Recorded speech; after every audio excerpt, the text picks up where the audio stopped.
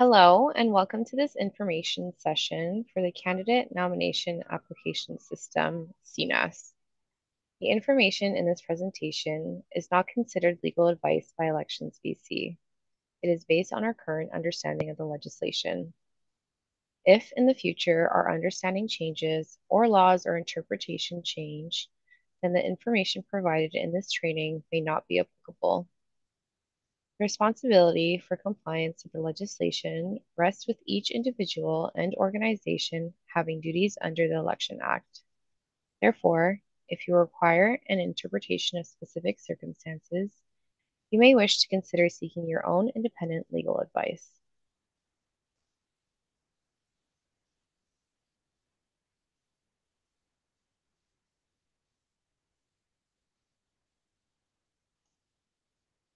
We would like to acknowledge where we work and play here in British Columbia.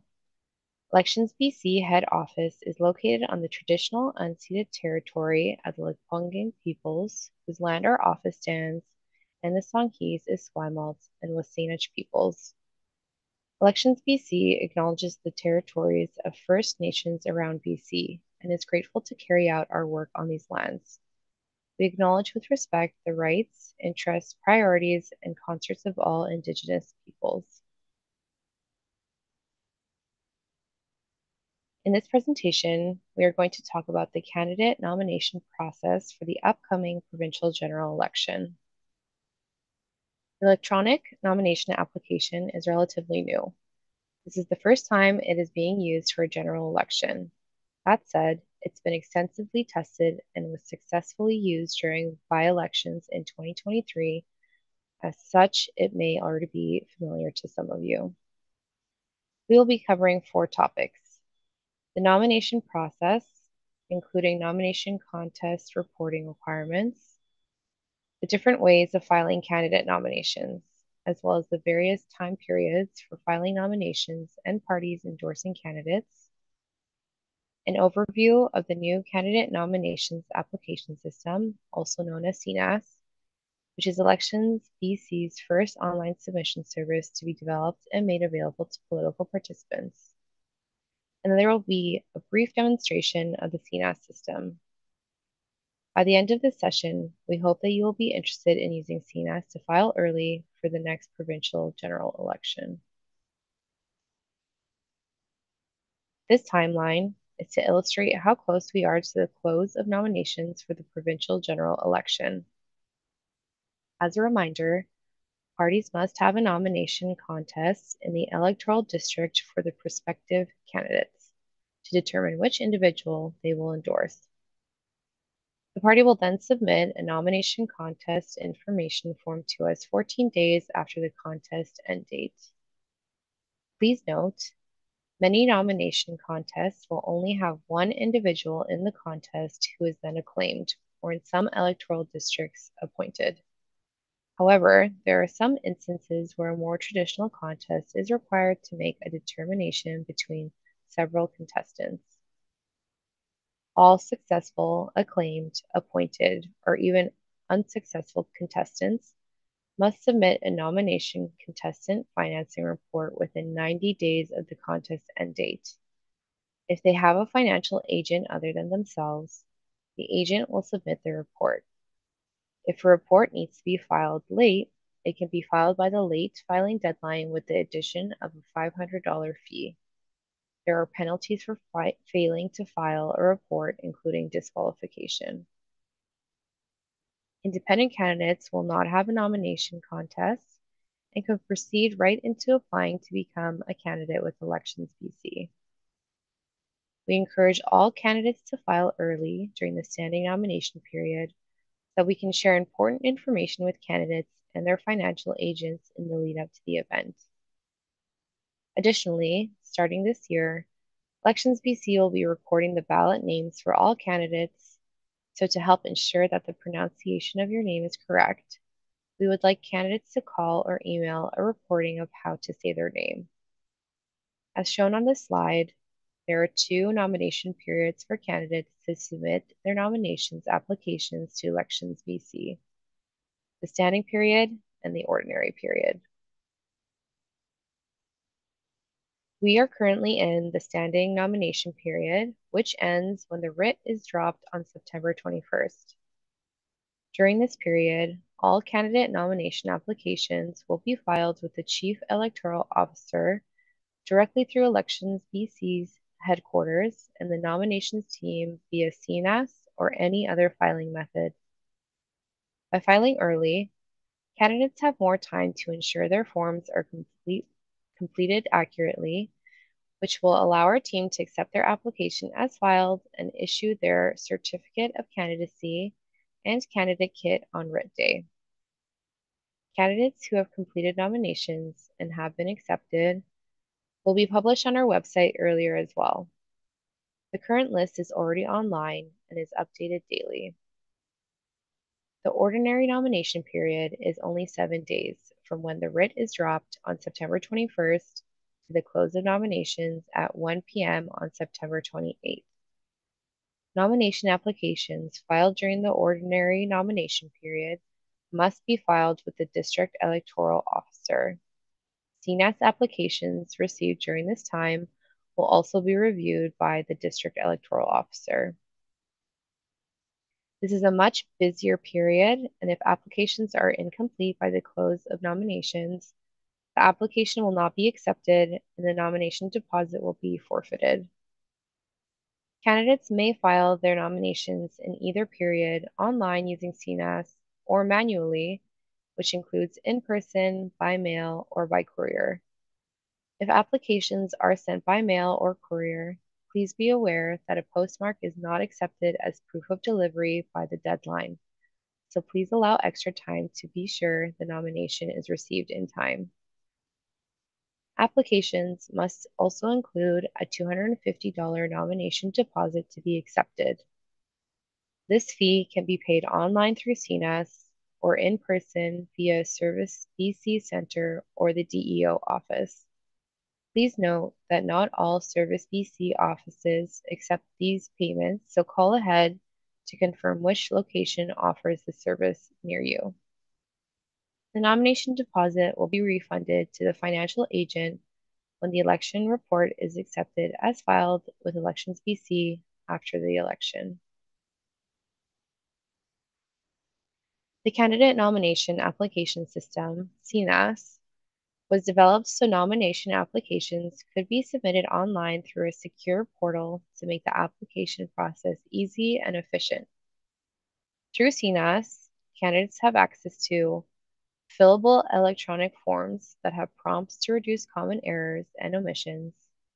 The candidate application in CNAS includes exactly the same forms as the paper application. E-signatures available using DocuSign for applicants, financial agents, witnesses, and political party officers. E-payment is available using credit card to pay the nomination deposit, and an upload attachment feature for nominator signature forms. Please note that because nominator signatures come from a variety of sources, DocuSign is not available for those forms at this time.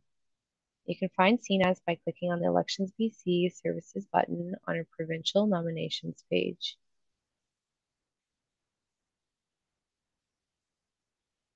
And I will pass the presentation back over to Steph. In CNAS, parties will be able to file electronic endorsement forms, which allow the party representative to select and/or enter their candidate by electoral district and provide the endorsement. Also, where the candidate has provided permission to do so and has indicated their party affiliation, their party can view their full nomination application. Do note that parties are not able to edit a candidate's application. CNAS also allows parties to see the status of their candidates' applications, even if they are not permitted to open and review the full application. Parties can also use DocuSign to obtain secure e-signatures from principal officers to complete endorsements online. Parties can request access to candidate endorsements by filing a request for party access form or Form 410-2001 with Elections BC. This slide shows the candidate application dashboard for candidate applications on the left, and on the right is the page where parties can look for and review applications from their candidates who used CNAS. In general, please note that the system does not allow candidates to keep their address and phone number private if they are acting as their own financial agent, unless they provide alternate information which can be published. The system will not allow a candidate to submit their application without the required signatures and mandatory forms being completed and uploaded. The mandatory forms are the nomination application, personal statement of disclosure form, nominator signatures, appointment of an auditor, appointment of a financial agent, and a privacy policy if you would like to access the voters list. I am now going to navigate through to our website and log into CNAS so you can see the experience from a candidate perspective.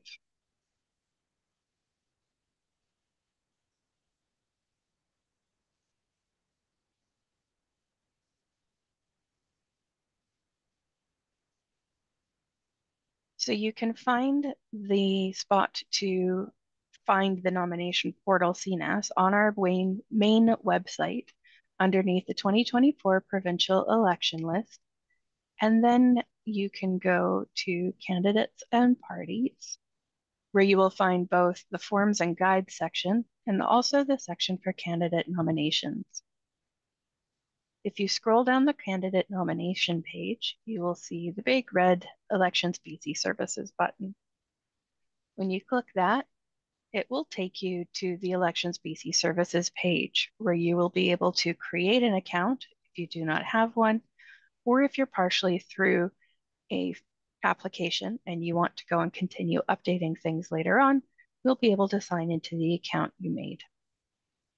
As a demonstration in a training environment, so not quite all the features will be available, we are going to have a look at the application for Princess Buttercup. I have entered a couple of pages worth of data entry so that you do not have to watch me type. However, we cannot continue through all of the different stages yet because the application is not complete, so we can show you a bit of what it looks like. So the first page that you will have a look at when you are prompted to do so in the system will be the candidate information page. You must complete all of the mandatory fields on the candidate information form in order to proceed through the application. So you will put in both your full name and your ballot name. And even if it's not different, it is still required that you confirm it there. You will include the electoral district, and I am going alphabetically, and where you live, which in this case, because it's training, I can enter an invalid address and that will be fine. If you are acting as your own financial agent and you would like to keep your residential address private, you will need to provide a different address, such as a PO box, a business address, or another address that you are willing to have be made public. If you have a financial agent, and in that case, their mailing address information will be provided online, you will be able to keep your residential address private and only submit a residential address. Similarly, if you would like to keep your primary phone number private, you can provide a secondary phone number. And in this case, again, if you have a financial agent, you will be able to also keep your secondary phone number private. Your email is required as part of the application. If you are going to be representing a registered political party, you will be able to choose your party from the registered parties registered with Elections BC from the drop-down. Princess Buttercup will be with the Pineapple Party. If you are independent, you can choose I am independent. And if you are neither independent nor affiliated with a registered political party, you can select that, in which case only your name will appear on the ballot. If you are going to represent a registered political party, this is where you will then be able to decide if you would like to grant permission to disclose your application information to your party. If you click yes, they will be able to view your full and complete application. If you click no, they will still be able to see the status updates of your application, but they will not be able to view the application. And again, as a reminder, even if you select yes, the party cannot alter your application. If you would like to have access to the voters list and street index, you can select yes here, and then how you would like to satisfy the requirements for a privacy policy, either by signing our privacy policy or by submitting one of your own. And then you will save all of your information here. The statement of disclosure form you will not be able to fill out until you have paid the nomination deposit. You will also, from this page though, be able to click on the fact sheet in order to see a bit of information for any questions you may have while filling out this form. You will also, within CNAS, be able to attach all of your nominator signature pages once they are complete.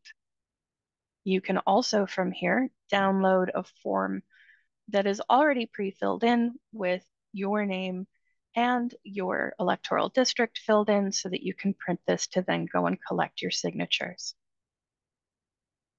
Princess Buttercup has already done this, and so we will go ahead and include her signature forms here.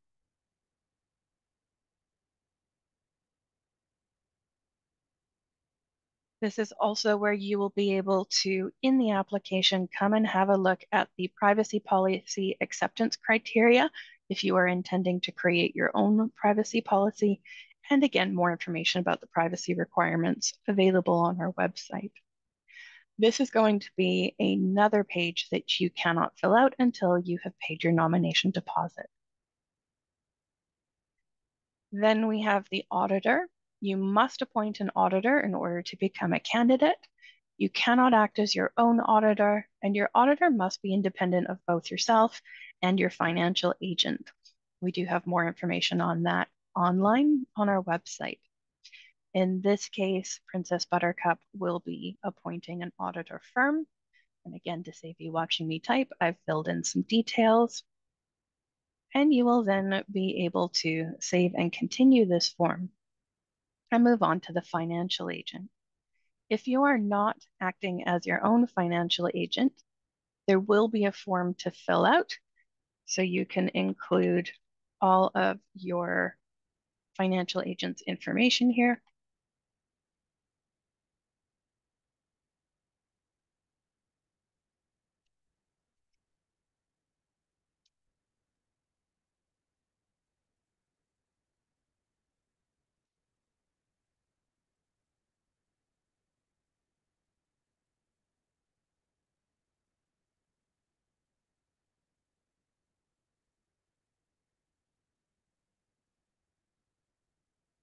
And include the effective date of appointment for your financial agent as well.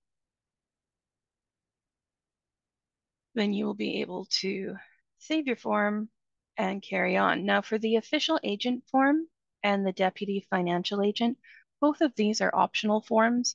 If you would like to have one, you are welcome to do so. And again, if you select yes, there will be the form for you to fill out.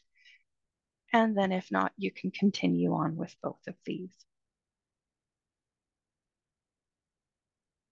At this point, I would also like to remind you that your auditor must be a chartered professional accountant, and you can check if they are registered at the link provided in the appointment of auditor page just here. Also a good resource if you're looking to find one. Meanwhile, though, back at our dashboard, now that we have filled out these minimum required forms, you will note we can now pay your deposit.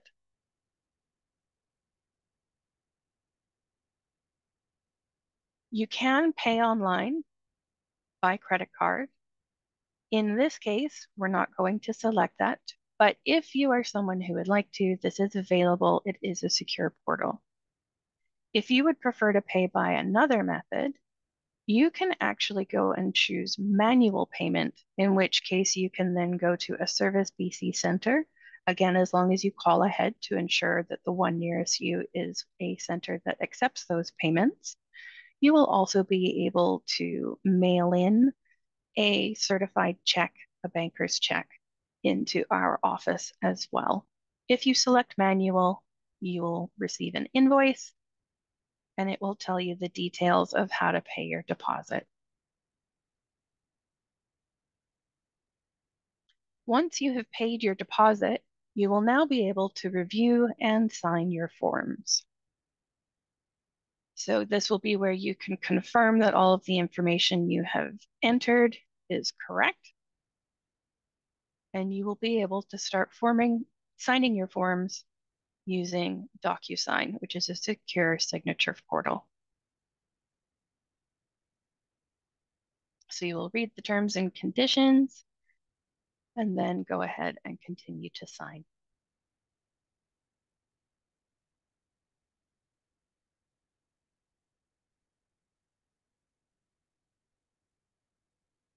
Once you have signed all of this form, you will finish and you will continue to sign all of the remaining forms that require signatures. This will include your statement of disclosure,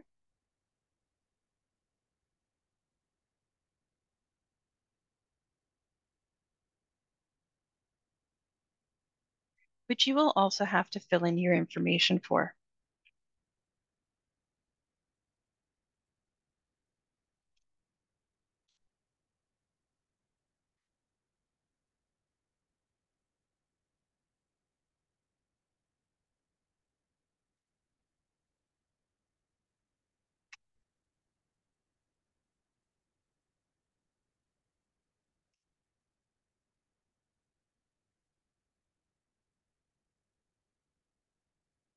Do be sure to click the level of government that this applies to.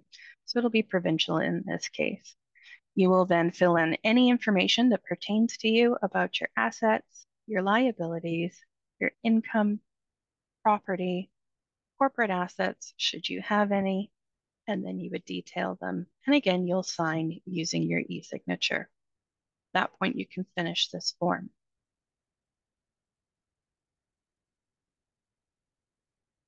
For your other forms, you will just continue with this process, the privacy policy, etc. And you will find with things like the privacy policy, where you will be required to include a witness.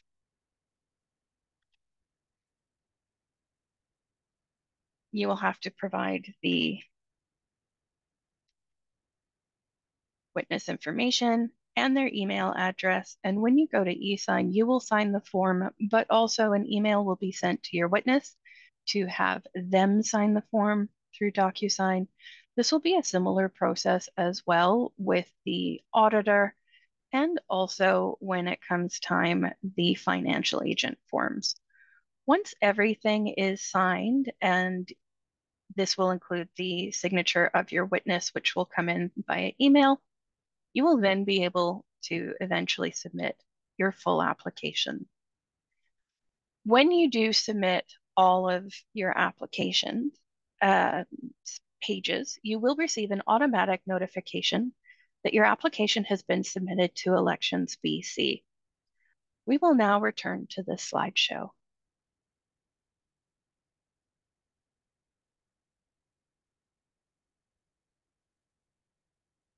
Do note, if you have any questions during your application process, you can give us a call and we will be there to help.